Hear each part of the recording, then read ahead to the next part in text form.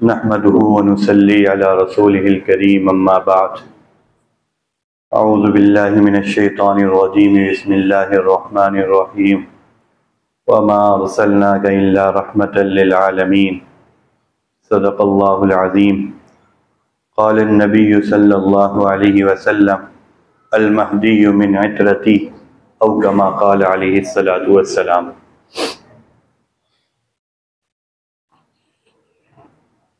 देखें,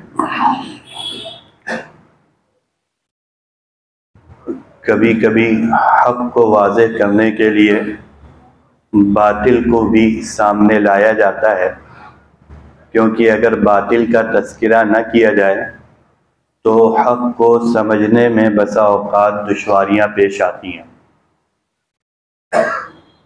अगर किसी शख्स ने कभी काला रंग न देखा हो तो वो सफ़ेद की अहमियत नहीं जान सकता। किसी शख्स ने कड़वे का मज़ा न चखा हो तो वो शीरी और मीठी चीज़ को सही से नहीं पहचान सकता। जिसने ठंडक को ना देखा हो वो गर्म को नहीं पहचान सकता। जिसने गर्म को ना देखा हो वो ठंडक को सही से नहीं पहचान सकता। चीज़ें, अरबी का मक़ूला है कि चीज़ें अपनी ज़िदों से पहचानी जाती हैं, तो इसी वजह से बातिल का भी तज़किरा किया जाता है। हमारे यहाँ इस ज़माने में एक आवाज़ ये लगाई जाती है कि बातिल का तज़किरा करने की कोई ज़रूरत नहीं है, सिर्फ़ हक़ बात बोलो। अच्छा, एक जवाब इल्ज़ामी और उसके बाद हम इसको समझाते हैं। अगर बातिल का तज़किरा करने की कोई ज़रूरत नहीं है तो आपने ये आवाज़ क्यों लगाई बातिल का तज़किरा करने की कोई ज़रूरत नहीं है। ज़ाहिर है आपने मेरे ज़िक्र करने को, मेरी तकरीर को एक गलत समझा और आपने कहा इसकी कोई ज़रूरत नहीं है। आपने क्यों कहा भाई इसकी कोई ज़रूरत नहीं है? जब आपने कहा इसकी कोई ज़रूरत नहीं है तो गोया कि आपने एक गलत चीज़ की तरदीद करी। बस फ़र्क इतना हो गया कि हम उस गलत चीज़ को गलत कहते हैं जो कुरान और हदीस की रोशनी में गलत है, और आप अहले हक़ की बात को दबाने के लिए गलत को गलत, सही को गलत कहने लगते हैं। हम जिस दीन में दाखिल होते हैं उस दीन में बुनियादी कलमा है दाखिल होने के लिए ला इलाहा इल्लल्लाह मुहम्मदुर रसूलुल्लाह। यहाँ अल्लाह की मारिफत से पहले ला इलाहा का इकरार करवाया जा रहा है। क्या मतलब है ला इलाहा का? ला इलाहा का मतलब यह है कि जितने भी वो माबूद जिनको दुनिया वाले अपना माबूद बनाए हैं उनकी कोई हकीकत नहीं है सिवाय अल्लाह के। पहले बातिल का इनकार कराया जा रहा है, फिर हक़ का इकरार कराया जा रहा है, क्योंकि हक़ तभी रासिख होगा जब अंदर से बातिल पूरी तरह से निकल जाएगा। बसा औकात ऐसा होता है कि बातिल को ना पहचानने की वजह से आदमी अपने आप को अहले हक़ में समझता है, लेकिन उसके अंदर बातिल और गलत चीज़ें सरायत करी हुई होती हैं। सहाबा किराम रज़ी अल्लाह अन्हुम अजमाइन में एक सहाबी हैं हज़रत हुज़ैफ़ा इब्न यमान रज़ी अल्लाह ताला अन्हु, वो फरमाते हैं कि मैं रसूलुल्लाह सल्लल्लाहु अलैहि वसल्लम से फितनों के बारे में पूछा करता था ताकि मैं उनसे बचने वाला बन जाऊं। और हुज़ूर सल्लल्लाहु अलैहि वसल्लम ने फितनों के बारे में खूब वजाहत करी है, बहुत वजाहतें करी हैं। कोई हदीस की किताब ऐसी नहीं जाती जिस किताब में बाकायदा एक चैप्टर और एक उन्वान किताबुल फितन के नाम से ना हो या किताबु अशरात-इस-साआ के नाम से ना हो। क़यामत की अलामतों के बयान में या फितनों के बयान में हर हदीस की किताब में जहाँ नमाज का जिक्र है, कुरान का जिक्र है, रोज़े का जिक्र है, जिहाद का जिक्र है, हज का जिक्र है, वहीं फितनों का भी जिक्र है। क्यों? क्योंकि रसूलुल्लाह सल्लल्लाहु अलैहि वसल्लम ने जो दीन हमें दिया है उसमें फितनों की निशानदही करी है। फितनों की निशानदही इसी वजह से करी है ताकि हम उन फितनों को पहचान लें और उनसे बचने वाले बन जाएं। इस वजह से रसूलुल्लाह सल्लल्लाहु अलैहि वसल्लम ने पेशन गोई की है। और जाहिर है ये जमाना जो है ये फितनों का जमाना चल रहा है और घटा टोप फितने गोया के छाए हुए हैं हर तरफ। इस तरह के फितने हैं कि आप उनका तसव्वुर नहीं कर सकते। अब यहां पर रुक कर एक बात हम और समझ लें, फितने दो तरह के होते हैं। कुछ फितने बड़े होते हैं, कुछ छोटे होते हैं।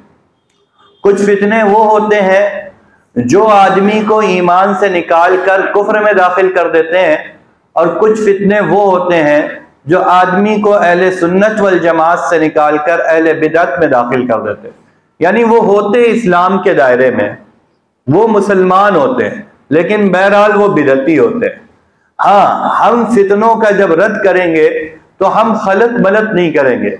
हमारे एक बुजुर्ग का मैंने एक मरतबा एक मकूला सुना कि देखो, शैतान को भी उसका हक दिया करो, साहिबे हक को उसका हक दो। ऐसा ना हो रद्द करने में कि जो फितना छोटा है उसकी इतनी बुराई बयान कर दी जाए कि उसको बिदात की हद से निकाल कर कुफ्र में दाखिल कर दिया जाए, या ऐसी नरमी नहीं होनी चाहिए कि कुफरिया फितनों को इस्लाम में दाखिल कर दिया जाए। जिसका जो दर्जा है उसको वो दर्जा दिया जाए, और रद में जिसके लिए जितनी शिद्दत की जरूरत हो उतनी शिद्दत अपनानी चाहिए। देखिए, जो फितने कुफ्र में जा रहे हैं, जो फितने कुफ्र की तरफ ले जा रहे हैं, जैसे शकीलियत का फितना है, कादियानियत का फितना है, परवेजियत का फितना है, ये वो हैं जिनके जो दायरे इस्लाम से खारिज है। अब इन फितनों से बचाने के लिए हमें अगर अहले हदीस का साथ लेने की जरूरत पड़ रही है, हम बिल्कुल साथ लेंगे। हमें बरेलियों का साथ लेने की जरूरत पड़ रही है, बिल्कुल साथ लेंगे, क्योंकि बरेलियों से और अहले हदीसों से हमारा इख्तिलाफ कुफ्र इस्लाम का इख्तिलाफ नहीं है। हमारा इख्तिलाफ सुन्नत व बिदअत का इख्तिलाफ है। हम उनको, वो कोई हमें माने या ना माने, हम उनको मुसलमान मानते हैं। हम उनको मुसलमान मानते हैं, उनके साथ उठने बैठने को जायज समझते हैं, मेल जोल को जायज समझते हैं, खाने पीने को जायज समझते हैं, उनके साथ ताल्लुकात को जायज समझते हैं। हुदूद होंगी, लेकिन बहरहाल अलल इतलाक इन तमाम चीजों को हम जायज समझते हैं। तो अगर हमें यह पता चल रहा है कि कहीं पर ऐसा है कि आदमी बरेलवी से कादियानी की तरफ जा रहा है, अहले हदीस से शकीली की तरफ जा रहा है, तो बहरहाल हम उस वक्त ये दावत देने के लिए तैयार होंगे कि तुम अहले हदीस बने रहो, तुम बरेलवी बने रहो, लेकिन तुम कादियानी ना बनो और शकीली ना बनो। अब इस मिजाज के साथ बताइए कि हमारी दावत एतदाल वाली दावत है या लड़ाई वाली दावत है? हम तो इतना कायल हैं कि भाई अगर कोई शख्स उससे बड़ी गुमराही की तरफ जा रहा है तो हम ये दावत भी देने के लिए तैयार है अहले हदीस से कि तुम अहले हदीस बने रहो, और बरेलवियों से तुम बरेलवी बने रहो। आपको बताएं, इस इलाके में कानपुर में फितने शकीलियत खड़ा हुआ। जब फितने शकीलियत क्या है, एक शख्स शकील बिन हनीफ है जो अपने आप को हजरत ईसा कहता है। वो बाज इलाकों में हमारा जाना हुआ, इसी कानपुर के, वहां पर बरेलवियों की मस्जिद में वो काम कर रहा था। तो मैं खुद बरेलवी की मस्जिद में गया और मुझे ऐसा लगा कि वो मुझसे मिलना नहीं चाह रहे, लेकिन मैंने फिर भी मैं उनके पास बैठा। इमाम साहब नहीं आए या बुलाया नहीं गया, बहरहाल मुअज्जिन साहब बैठे थे। मैंने उनको पूरा फितने शकीलियत के बारे में बताया और ये कहा, मवाद हम देंगे, आप अपने लोगों को इस फितने से बचाएं। इसी तरीके से एक फितना गौहर शाहियत का है। गौहर शाही भी एक रियाज अहमद गौहर शाही पाकिस्तान में था। उसने अपने बारे में महदी होने का, बल्कि उसके मानने वाले उसको खुदा कहते हैं। उसका जो इस वक्त का प्रचारक है यूनुस अल गौहर, उसकी वीडियोस मौजूद है। वो कहता है कि रियाज अहमद गौहर शाही के इस दुनिया में आ जाने के बाद अब खुदा की तौहीद की गवाही देना, अल्लाह की रुबूबियत का इकरार करना शिर्क है, नऊज़ बिल्लाह। इस कदर सख्त जुमले हैं, लेकिन हमारे शहर के अंदर यानी ये जो शहर बेकनगंज और तलाक महल का इलाका है, इस शहर के अंदर और शहर के बाहर गांव साइड में ये फितना काफी तेजी से फैला। और इस फितने में देखिए असल में कुछ ऐसा तरीके कार लाते हैं जो बातिल फितने होते हैं कि उनकी तरफ मखसूस जहन वाले खिंचते हैं। इस फितने की तरफ, गौर शाही की तरफ देवबंदी या अहले हदीस आमतौर पर नहीं खिंचते। इनकी जो दावत है वो पूरी मजार और सूफियत वाली जो है, जो गुमराहाना सूफियत है उसके इर्द गिर्द रहती है। तो ये जो मजार वाला तबका है, ये तबका उनकी तरफ जल्दी खिंच जाता है। तो मैंने खुद एक मस्जिद के लोगों से, यानी बरेलवी मस्जिद के लोगों से मैंने राब्ता किया और उनके इमाम साहब तक के मैंने किताब पहुंचाई, पंफलेट पहुंचाई। ये फितने आपकी मस्जिद में लोगों में काम कर रहा है, आप इस फितने का जायजा लें। तो हम हुदूद जानते हैं अल्हम्दुलिल्लाह कि किस दायरे में रह के हमें काम करना चाहिए। ऐसा नहीं है कि हम बिदअत के रद में इस कदर शदीद हो जाए कि हम बिदअतियों से सलाम व कलाम और हर तरह का ताल्लुक खत्म कर दे, और अगर कोई बिदअती कुफ्र में मुब्तला हो रहा हो तो हम इस बात को गवारा करें कि बिदअती कुफ्र में मुब्तला हो जाए। हम हरगिज इस चीज को पसंद नहीं करते। हुदूद में रहकर काम करना चाहिए। अभी मौजूदा इस वक्त का शकीलियत का फितना आपके इलाके फैजपुरगंज और रेल बाजार में कई दिनों से खबर मिल रही थी कि लड़के का वहां 2-3 लड़के हैं वो यहां पर आकर काम कर रहे हैं। बहरहाल हमने उन जिन लड़कों के पास आ रहे थे उनसे राब्ता हुआ, उनसे हमने कहा अगर इनके अंदर से कोई खबर निकाल सकते हो तो निकाल लो कि ये लोग कहां कहां काम कर रहे हैं, ताकि वहां पर हम अपनी मेहनत करें। तो बहरहाल जब हमें ये लगा कि मजीद कोई खबर नहीं मिल सकती तो फिर अब तरीक़ाकार ये होता है इस तरह के जो खुफिया दावत दे रहे हो कि उनको पकड़कर उनके फोटोज खींचे जाए, उनकी वीडियोस बनाई जाए और उनको इलाके में चला दिया जाए। फिर इंशाअल्लाह उम्मीद यह है कि वो चेहरे उस इलाके में नहीं आएंगे। मैं ये नहीं कह रहा कि वो इलाका महफूज हो गया, दूसरे चेहरे बदल जाएंगे। और आम तौर पर शकीलियों का जो तरीका कार है, जितने भी शकीली दाई यहां पर मिले वो कानपुर के नहीं होते। इनकी मेहनत का तरीका कार ये है कि ये अपने अफराद बदला करते हैं अलग अलग इलाकों में। यानी अभी जो मिला एक तेलंगाना का था, एक मऊ का था। अब ये लोग यहाँ पकड़े गए, ये लोग ये इलाका चेंज कर देंगे और यहाँ कानपुर में कोई दूसरे लोग आ जाएंगे। इस तरीके से ये लोग मेहनत करते हैं।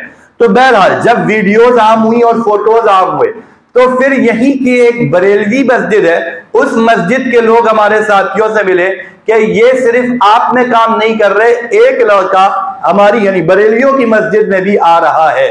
बहरहाल उससे अभी ये कल परसों की बात है, तो उससे हमने कहा और अभी तो हो सकता है कि अब वो ना है क्योंकि यहाँ पर थोड़ा सा मेहनत दिख गई है, लेकिन वो कौन लड़का है, क्या है, उसका फोटो वगैरह मिल सकता हो तो हमें लेना चाहिए। बहरहाल तो ये है सूरत हाल। अब क्या होगा, हो सकता है कि वहां वाला भी पकड़ा जाए और दूसरा कोई आ जाए। तो हम कर क्या सकते हैं, हम क्या कर सकते हैं फितनों से बचाने के लिए? आप अगर शख्सियात को टारगेट करेंगे कि ये लोग हैं, हम इनको अपने इलाके में नहीं आने देंगे, इस तरह से आप फितने को नहीं बचा, आप अपने आप को या अपने लोगों को फितनों से नहीं बचा पाएंगे। क्योंकि वो तो अफराद बदल देते हैं ना मेहनत के लिए। जब अफराद बदल देते हैं तो आप किस किस के पीछे पड़ेंगे? या इसी तरीके से बहुत से लोग ये समझते हैं कि हमारे इलाके में फितना नहीं है। भाई फितने मोबाइल के जरिए ही नहीं, मोबाइल के जरिए भी पहुंचे, अफराद भी, फितना परवर अफराद भी हर इलाके में पहुंचे हुए हैं। हमें मुतमईन नहीं होना चाहिए कि हमारे इलाके और हमारे घराने महफूज है फितनों से।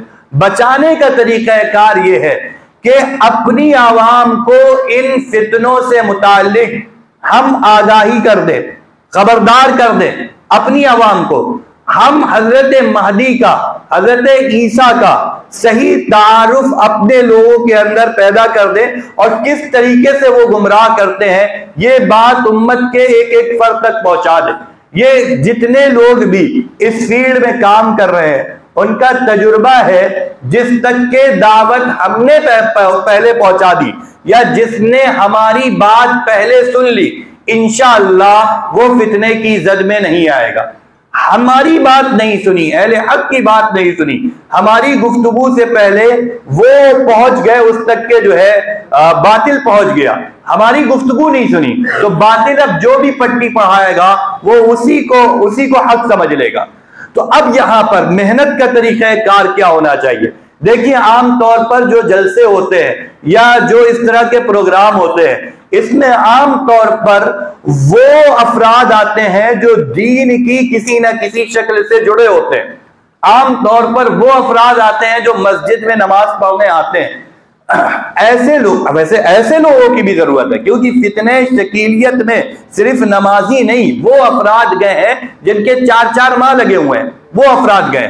तो जरूरत तो सबको है समझने की और समझाने की, लेकिन खास तौर पर हमें इस वक्त अपने अंदर ईमानी सतह को इस दर्जे के मामला कुफ्र का है, हमें बचाना है। हम नहीं जानते कि किस किस तरह से कुफ्र हमारे अंदर दाखिल हो चुका है। तो बचाने की शक्ल यह है कि जब एक तो ये हर इलाके में, हर मस्जिद में इस तरह के प्रोग्राम किए जाएं, और प्रोग्राम में सिर्फ मैं ये समझता हूं जबानी दावत दे देना या इश्तिहार के जरिए दावत दे देना काफी नहीं होगा। अगर हम वाकई में हम हसास हैं और हम अपनी दीनी और ईमानी जिम्मेदारी समझते हैं कि लोगों को कुफ्र से बचाएं और लोगों को ईमान पर बाकी रखें, तो फिर हमें मेहनत का रुख थोड़ा और वसी करना पड़ेगा। यानी हमें गश्त की शक्ल भी अख्तियार करनी पड़ेगी, डोर टू डोर मुलाकातें भी करनी पड़ेंगी, उस तबके को लाना पड़ेगा जो तबका मस्जिद में नमाज पढ़ने भी नहीं आ रहा है, उस तबके को। और अगर ऐसी जरूरत पड़ रही है कि वो नमाज पढ़ने नहीं, ऐसा तबका है, बरेलवी है, हमारे पीछे नमाज पढ़ने के लिए तैयार नहीं है, हम उसको ये कह के लाएं कि तुम हमारे यहाँ नमाज ना पढ़ना, सिर्फ आ जाओ, बात सुन लो, बात सुन लो बस। क्योंकि हमने कहा ना, हम कुफ्र के मुकाबले में बरेलवी को बरेलवियत पर रखने के लिए तैयार है कि वो बरेलवियत पर रहे। जैसे हजरत मौलाना अशरफ अली थानवी साहब रहमतुल्लाह अलैह का एक वाकया मशहूर है कि एक इलाके में गए, वहां पर उस गांव में उनके पास इस्लामी अलामत की कोई चीज नहीं थी सिवाय ताजिया रखने के। कोई चीज नहीं थी इस्लामी अलामत की, इस्लाम नाम की कोई चीज नहीं थी, सिर्फ वो ताजिया रखते थे। तो वहां पर हजरत थानवी रहमतुल्लाह अलैह ने उन लोगों से उस वक्त फौरी तौर पर तो ये हुक्म दिया कि तुम ताजिया रखते रहना। क्यों ताजिया रखते रहना? जब तक तुम ताजिया रखते रहोगे ये एहसास पैदा रहेगा कि तुम मुसलमान हो, तुम बहरहाल इसी को इस्लाम समझ लो, ये एहसास तो जिंदा रहेगा ना कि तुम मुसलमान हो। जब तक तुम्हारे अंदर ये एहसास है कि तुम मुसलमान हो, तुम्हारे राह रास्त पर आने के चांस रहेंगे कि तुम हक पर आ जाओगे। लेकिन अगर तुमने ये भी छोड़ दिया और तुम्हारे अंदर एक भी अलामत इस्लाम की नहीं रही, तो फिर तुम्हारे हक पर आने के चांस कम हो जाएंगे। इसलिए थोड़ा सा मेहनत को वसी करने की जरूरत है। अब हमें करना क्या है इस तरह के फितनों के ताल्लुक से, शकीलियत वगैरह के? बस मोटी मोटी चंद बातें हैं जो हमें बता देनी है। इमाम महदी से आने से पहले के वाकयात, खुद इमाम महदी के जमाने के वाकयात, इमाम महदी की शख्सियत। भाई, अल्लाह के नबी सल्लल्लाहु अलैहि वसल्लम ने हमें कहीं पर यतीम नहीं छोड़ा है, और अल्लाह के नबी सल्लल्लाहु अलैहि वसल्लम ने हमें धोखा भी नहीं दिया है। यतीम नहीं छोड़ा है और धोखा भी नहीं दिया है। यतीम नहीं छोड़ने का मतलब यह है कि हुजूर सल्लल्लाहु अलैहि वसल्लम ने हर चीज को बयान कर दिया है, और धोखा न देने का मतलब यह है हुजूर ने कोई चीज ऐसी बयान नहीं करी है जो उम्मत को समझ में ना आए। ऐसी बयान नहीं करी है रसूलुल्लाह सल्लल्लाहु अलैहि वसल्लम ने। हुजूर सल्लल्लाहु अलैहि वसल्लम ने हर चीज को बिल्कुल वाज़े कर दिया है, इस अंदाज में वाज़े कर दिया है कि उम्मत को एक एक बात समझ में आएगी। देखिए, किसी का भी तारुफ कराया जाता है तो जाहिर है तारुफ के लिए सबसे पहले जरूरत पड़ती है कि उन साहब का नाम क्या है, उनके वालिद का क्या नाम है, उनका हुलिया कैसे होगा, वो रहने वाले कहाँ के होंगे, वो काम क्या करते हैं, यही सब। भाई, वो उनका पेशा क्या है। किसी चीज के तारुफ के लिए इन्हीं चीजों की जरूरत पड़ती है बुनियादी तौर पर। हजरत मोहम्मदुर रसूलुल्लाह सल्लल्लाहु अलैहि वसल्लम ने हजरत महदी के हवाले से इन तमाम चीजों को बयान किया है कि हजरत महदी का नाम क्या होगा, उनके वालिद का क्या नाम होगा, उनका काम क्या होगा, वो रहने वाले कहाँ के होंगे, वो क्या क्या करेंगे। सब चीजें रसूलुल्लाह सल्लल्लाहु अलैहि वसल्लम ने वाज़े अंदाज में बयान कर दी है। सबसे पहले नाम। अबू दाऊद की रिवायत है, रसूलुल्लाह सल्लल्लाहु अलैहि वसल्लम ने इरशाद फरमाया, युवाती इस्मुहु इस्मी, हजरत महदी का नाम मेरे नाम के मुवाफिक होगा। हजरत महदी का नाम मेरे नाम के मुआफिक होगा, इमाम महदी। अब हुजूर सल्लल्लाहु अलैहि वसल्लम के क्या नाम है? मोहम्मद है, अहमद है, यानी यही नाम होगा, मोहम्मद होगा या अहमद होगा। अक्सर उलमा का यही कहना है कि मोहम्मद होगा। तो हुजूर सल्लल्लाहु अलैहि वसल्लम ने फरमाया हजरत महदी का नाम मेरे नाम पर होगा। अब आपके जहन में सवाल आएगा, फिर महदी क्या चीज है? जब उनका नाम महदी नहीं होगा तो महदी क्या चीज है? महदी एक लक़ब है, बल्कि यूं कहिए महदी एक वस्फ है, एक अंदर की खूबी है। महदी का मतलब है हिदायत याफ्ता होना, महदी का मतलब हिदायत पर होना। महदी उनका लक़ब होगा कि वो उस जमाने में हिदायत पर होंगे और जो उनके मुत्तबईन होंगे वो हिदायत पर होंगे। इस वजह से उनको महदी कहा गया है। उनका नाम क्या होगा? रसूलुल्लाह सल्लल्लाहु अलैहि वसल्लम ने इरशाद फरमाया उनका नाम मेरे नाम के मुआफिक होगा, उनके वालिद का नाम मेरे वालिद के नाम के मुआफिक होगा। इमाम महदी के वालिद का नाम मेरे वालिद के नाम के मुआफिक होगा। हम सब जानते हैं रसूलुल्लाह सल्लल्लाहु अलैहि वसल्लम के वालिद का नाम क्या है? अब्दुल्ला है, अब्दुल्ला है, यानी उनके वालिद का नाम अब्दुल्ला होगा। रसूलुल्लाह सल्लल्लाहु अलैहि वसल्लम ने फरमाया इमाम महदी मदीना के रहने वाले होंगे, मदीना के रहने वाले होंगे। मदीना हम सब जानते हैं, मदीना वो है जो रसूलुल्लाह सल्लल्लाहु अलैहि वसल्लम का शहर है, वहां के रहने वाले होंगे इमाम महदी। इमाम महदी का ज़ुहूर कब होगा? हुजूर सल्लल्लाहु अलैहि वसल्लम ने उससे पहले के चंद वाक़यात बताए हैं कि एक लश्कर होगा, एक शख्स होगा, वो सुफियानी के नाम से मौसूम होगा। वो मुल्क शाम, जिसको इस वक्त सीरिया कहते हैं, उस इलाके का हाकिम होगा। वो इंतहाई जुल्म करेगा, हत्ता के लोगों को गाजर और मूली की तरह काटेगा, खास तौर से जो अहले बैत से ताल्लुक रखते होंगे और जो उस जमाने के अब्दाल और बुजुर्ग होंगे उन हजरात का वो खात्मा कर रहा होगा। और उसी जमाने में ऐसा होगा कि एक दरिया फुरात है इराक में, रसूलुल्लाह सल्लल्लाहु अलैहि वसल्लम ने इरशाद फरमाया उस दरिया फुरात से सोने के पहाड़ का ज़ुहूर होगा।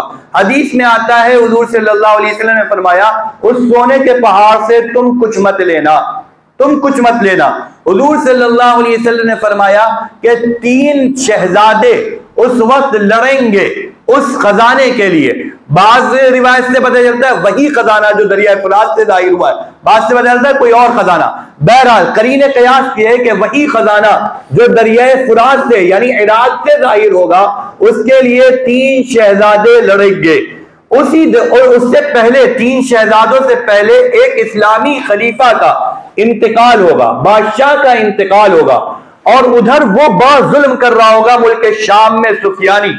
तो उस वक्त के जो उलमा होंगे, अब्दाल होंगे, बुजुर्गान दीन होंगे, ये बड़े फिक्रमंद होंगे। 7 अलग अलग इलाकों से 7 अब्दाल ये रुख करेंगे मक्का मुकर्रमा का, वहां पर जाएंगे। इधर मदीना मुनव्वरा में हजरत इमाम महदी होंगे।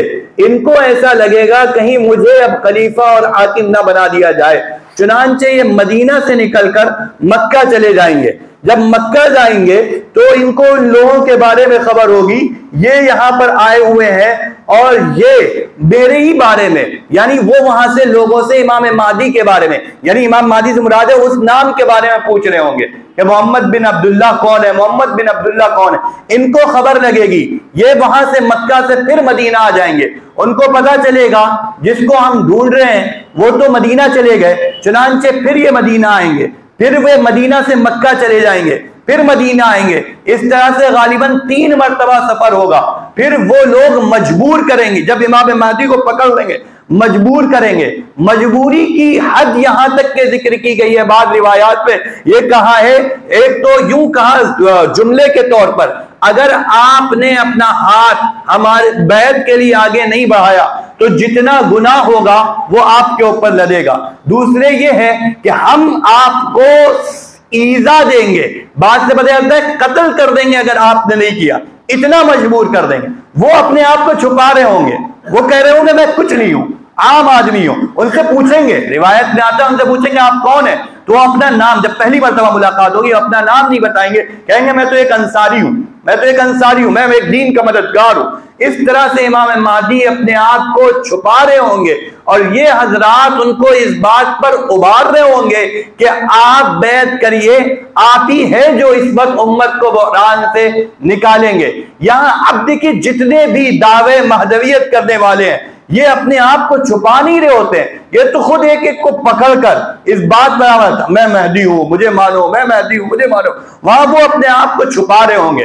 बहरहाल जब उनके हाथ पर बैत हो जाएगी तो मुल्क शाम का वो जो सुफियानी, जो मैंने अभी तस्करा किया, उससे पहले जो एक बादशाह था, वो एक लश्कर को भेजेगा मदीना की तरफ। मदीना में आएंगे और मदीना का इलाका गोया कि वो फतह कर लेगा। फिर मदीना से वो मक्का की तरफ लश्कर जाएगा तो मदीना और मक्का के दरमियान में एक जगह है, उसका नाम है बैदा।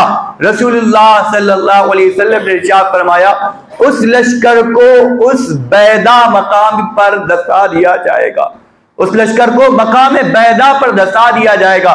चुनांचे उसके बाद इमाम महदी वहां से आएंगे, मदीना में जिन लोगों को गिरफ्तार किया जाएगा उन लोगों को छुड़ा लेंगे और एक खुरासान का इलाका या वहां से इमाम महदी का एक मुआविन और मददगार जाहिर होंगे जिनका नाम होगा हारिस, और इसी तरीके से एक मंसूर दाबी शफियत उनके कमांडर होंगे। ये लोग वो होंगे जो इमाम महदी की मदद करने के लिए तैयार होंगे। और उसके बाद रिवायात में आता है कि एक रिवायत में आता है कि मेरी नस्ल का एक शख्स अरब का मालिक होगा, अरब का मालिक होगा। और एक रिवायत में आता है वो जमीन को इंसाफ से भर देंगे, इमाम महदी जमीन को इंसाफ से भर देंगे। उनका खानदान क्या होगा? रसूलुल्लाह सल्लल्लाहु अलैहि वसल्लम ने इरशाद फरमाया इमाम महदी मेरी औलाद में से होंगे, अल महदी मिन इतरती, मेरी खानदान से होंगे। बाद रिवायात में है वो फातिमा की औलाद में से होंगे, बाद रिवायत में है वो हसन रजी अल्लाह अन्हु की औलाद से होंगे। यानी तीनों बातें मुत्तफिक है, इमाम महदी हजरत मोहम्मद रसूलुल्लाह सल्लल्लाहु अलैहि वसल्लम की औलाद में से, हुजूर की 4 बेटियां हैं उनमें से हजरत फातिमा से होंगे। हजरत फातिमा के बेटे हसन नहीं है, हुसैन रजी अल्लाह अन्हु भी है। हजरत हुसैन रजी अल्लाह ताला अन्हु से नहीं, हजरत हसन रजी अल्लाह ताला अन्हु की नस्ल से इमाम महदी जाहिर होंगे।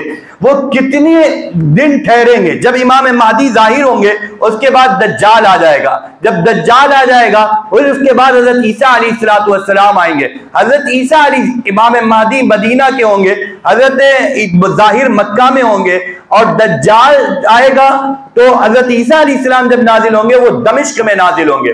दमिश्क में हजरत ईसा अलैहिस्सलातु वस्सलाम नाजिल होंगे। उस वक्त इमाम महदी वहीं पर होंगे, नमाज पढ़ा रहे होंगे। इमाम महदी पीछे हटना चाहेंगे, हजरत ईसा अलैहिस्सलातु वस्सलाम कहेंगे नहीं नमाज आप ही पढ़ाइए। हजरत ईसा अलैहिस्सलातु वस्सलाम हजरत महदी के पीछे नमाज पढ़ेंगे। फिर पूरी जो हजरत महदी की जो पूरी उम्र है, तिरमिज़ी शरीफ की रिवायत के मुताबिक, यानी महदी बनने के वक्त से लेकर तिरमिज़ी शरीफ की रिवायत के मुताबिक 9 साल तक के हजरत महदी जिंदा रहेंगे। और एक रिवायत से पता चलता है हजरत ईसा अलैहिस्सलाम के जाहिर होने के 1 साल बाद तक हजरत महदी रहेंगे। उसके बाद हजरत महदी इंतकाल कर जाएंगे। हजरत ईसा अलैहिस्सलातु वस्सलाम उनकी नमाज जनाजा पढ़ाएंगे और हजरत ईसा अलैहिस्सलातु वस्सलाम उस वक्त फिर हाकिम रहेंगे। हजरत ईसा अलैहिस्सलातु वस्सलाम 40 साल तक के इस जमीन पर रहेंगे। पहले दज्जाल खत्म होगा, उसके बाद याजूज माजूज जाहिर होंगे, याजूज माजूज का फितना भी खत्म होगा।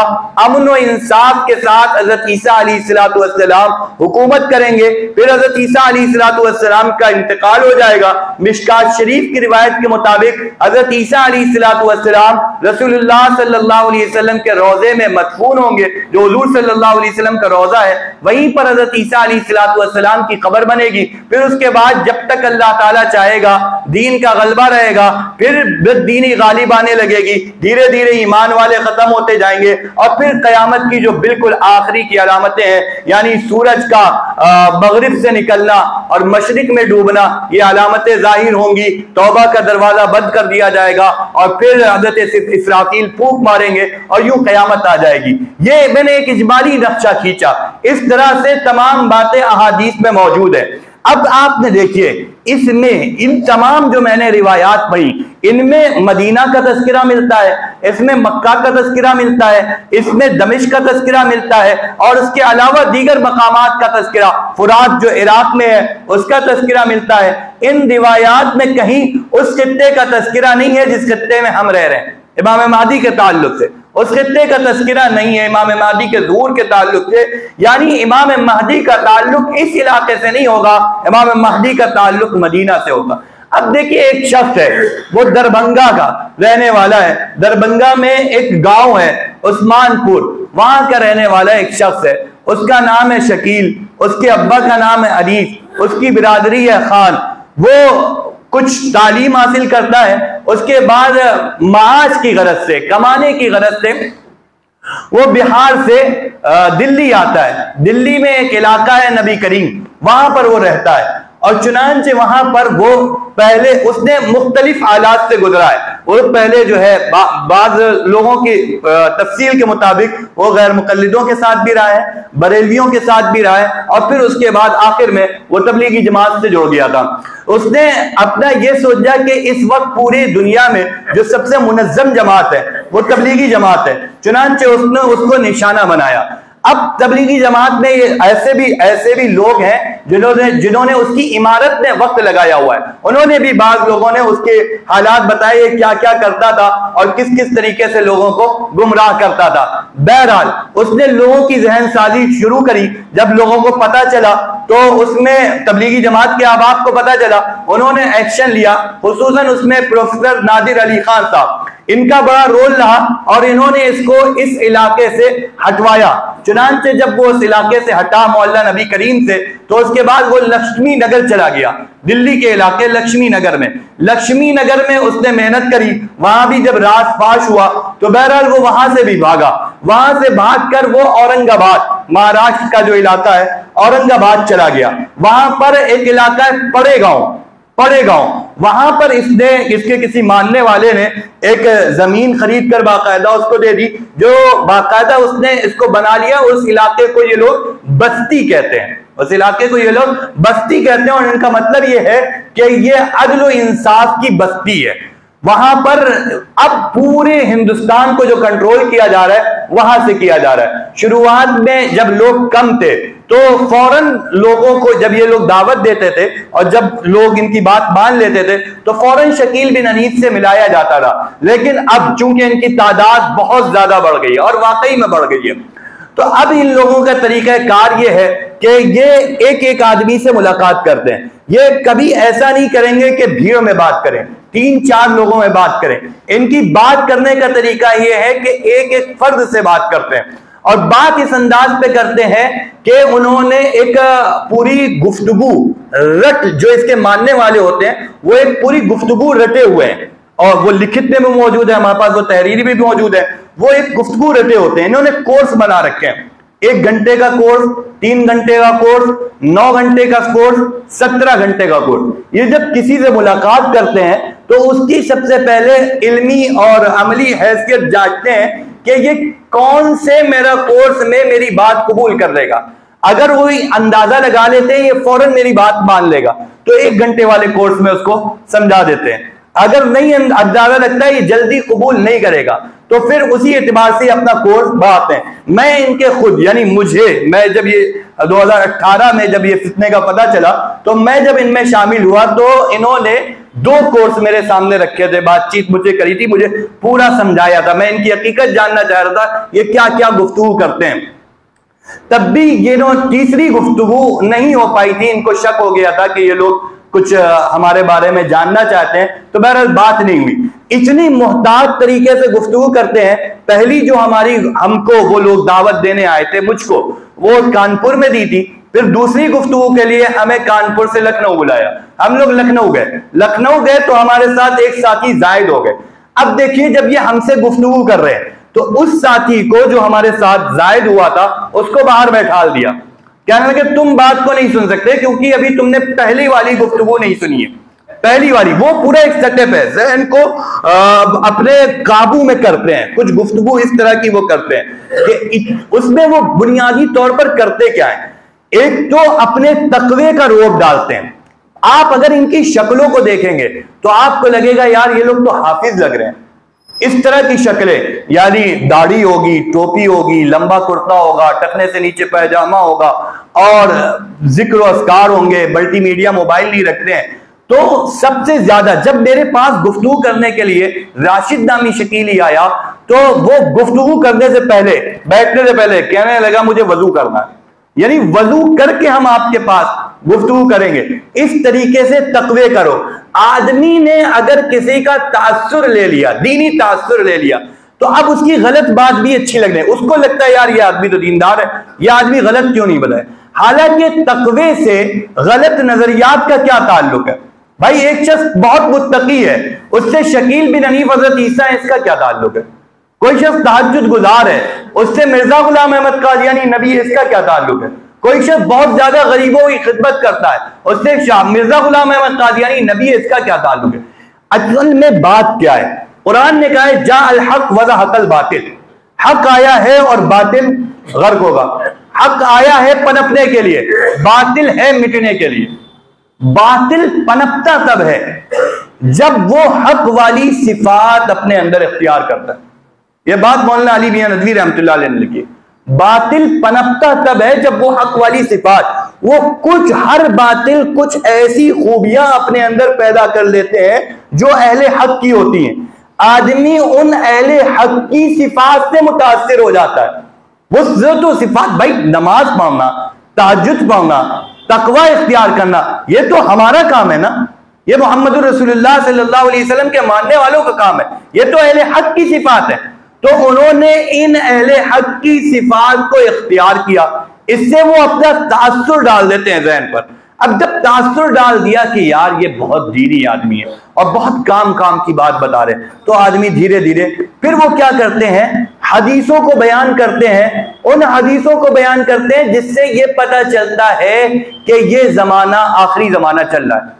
भाई ये तो बिल्कुल बेशक साबित है, हम भी उन हदीस को बयान करते हैं, जैसे आखिरी जमाना ऐसा आएगा जिसमें औरतें लिबास पहने होंगी और नंगी होंगी, इस तरह की बात आती है, तो तंग चुस्त लिबास है, तो बहरहाल ऐसी रिवायात तो आती हैं। तो जो इस जमाने में बुराइयां हैं उनको ये तो कहा जा सकता है ये कुर्ब क़यामत को बतला रही है, ये ज़ुहूर महदी को बतला रही है कि अब वो जमाना करीब आ रहा है, आखिरी जमाना। ये तमाम बातें तो इन रिवायात से पता चल रही है।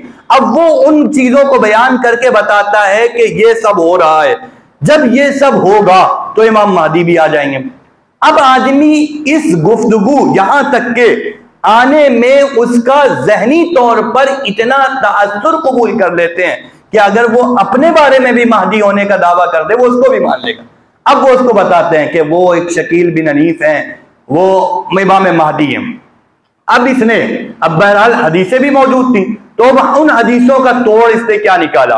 वो ऐसे कहते हैं कि देखो हदीस में है हुजूर सल्लल्लाहु अलैहि वसल्लम ने फरमाया महदी का नाम मेरे नाम पर होगा, तो कहते हैं मोहम्मद शकील मेरा नाम है। क्या कहते हैं, मोहम्मद शकील। कहते हैं देखो मोहम्मद मेरे नाम में आ गया। हालांकि हम सब जानते हैं, एक बच्चा ये जानता है, मोहम्मद या अहमद जो हम लोग नामों के शुरू और आखिर में लगाते हैं, ये हुजूर सल्लल्लाहु अलैहि वसल्लम की निस्बत पर लगाते हैं। असल नाम तो ये नहीं होता, असल नाम तो बाद वाला होता है। अच्छा, इसने इसमें इतना बड़ा दजल किया है। हमारे पास इसकी स्कूल की मार्कशीट है, स्कूल के दस्तावेज है जिसमें इसका नाम लिखा है शकील अहमद। क्या लिखा है, शकील अहमद। वो है, इन लोगों के पास भी है, आपको मिल भी सकता है। शकील अहमद इसका नाम है। जब इसने, यानी बचपन में तो पैदा होते ही इसको पता नहीं था कि हम आगे चल के एक दावा करना, तो हम अब्बा ने नाम रखा था शकील अहमद, लेकिन इसको जरूरत पड़ी मोहम्मद की, तो इसने अब बाद में जब दावे महदवियत करता था तो इसने अपना नाम बदला और करा मोहम्मद शकील, और कहने लगा मोहम्मद शुरू में।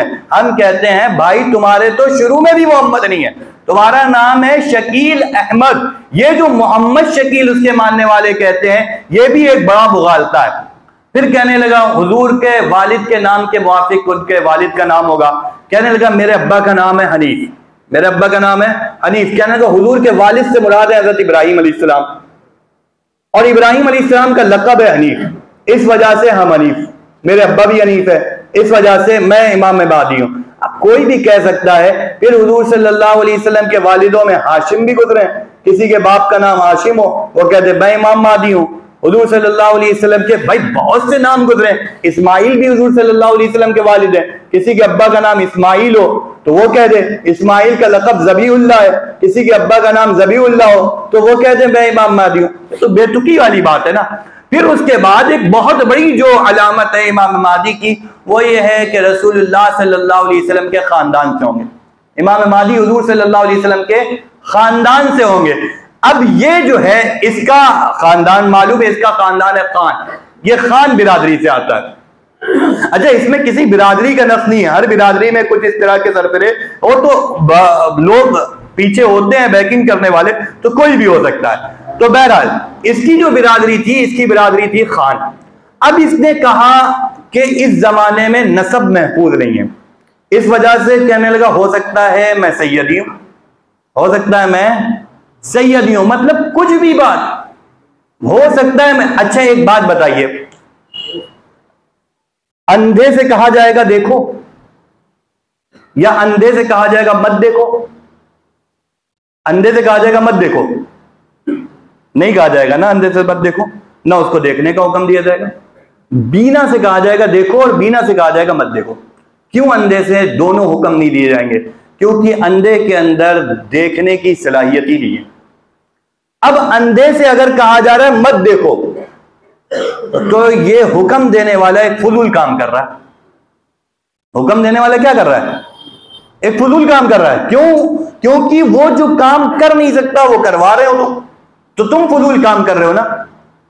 हुजूर सल्लल्लाहु अलैहि वसल्लम ने जो अलामतें इमाम महदी की बताई हैं, अगर उन अलामतों के जरिए हजरत महदी को पहचाना नहीं जा सकता, हुजूर सल्लल्लाहु अलैहि वसल्लम ने जो अलामतें इमाम महदी की बताई हैं, अगर उन अलामतों के जरिए इमाम महदी को पहचाना नहीं जा सकता तो नऊज़ बिल्लाह हुजूर सल्लल्लाहु अलैहि वसल्लम ने तो बेकार काम किया ना। भाई हुजूर फरमा रहे हो मेरे खानदान से होंगे, ये कह रहे नसब महफूज ही नहीं है, हम नसब के जरिए जान ही नहीं सकते। जब नसब के जरिए जान नहीं सकते तो हुजूर ने फरमाया क्यों कि उनको पहचानना मेरे नसब से होंगे? हुजूर सल्लल्लाहु अलैहि वसल्लम ने उनके पहचानने के लिए बताया कि वो मेरे नसब से होंगे। तो हुजूर सल्लल्लाहु अलैहि वसल्लम ने क्या एक बेकार बात का हुक्म दिया था, एक फजूल काम का हुक्म दिया था? नहीं, नऊज़ बिल्लाह। रसूलुल्लाह सल्लल्लाहु अलैहि वसल्लम ने जितनी बातों का हुक्म दिया है उनमें से कोई बात फजूल नहीं है, हर चीज जाहिर होगी। इमाम महदी का रसूलुल्लाह सल्लल्लाहु अलैहि वसल्लम के खानदान से होना जाहिर होगा। अच्छा, हम कहते हैं ये तो अगली बात है कि इमाम महदी कौन से खानदान से होंगे। ये किस खानदान से?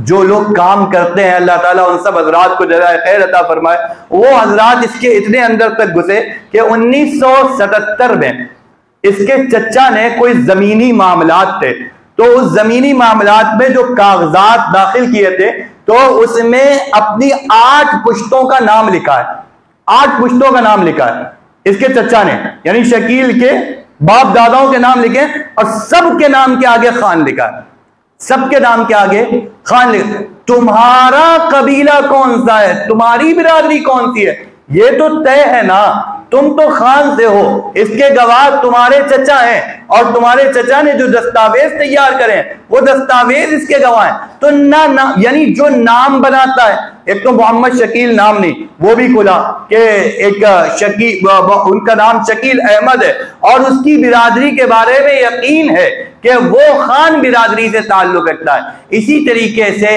इमाम महदी के बारे में कहीं नहीं आया वो दरभंगा के रहने वाले होंगे, वो दावा मदीने में करेंगे और वो दावा दिल्ली में करेंगे और हिजरत औरंगाबाद की तरफ करेंगे, ऐसा कहीं नहीं आया।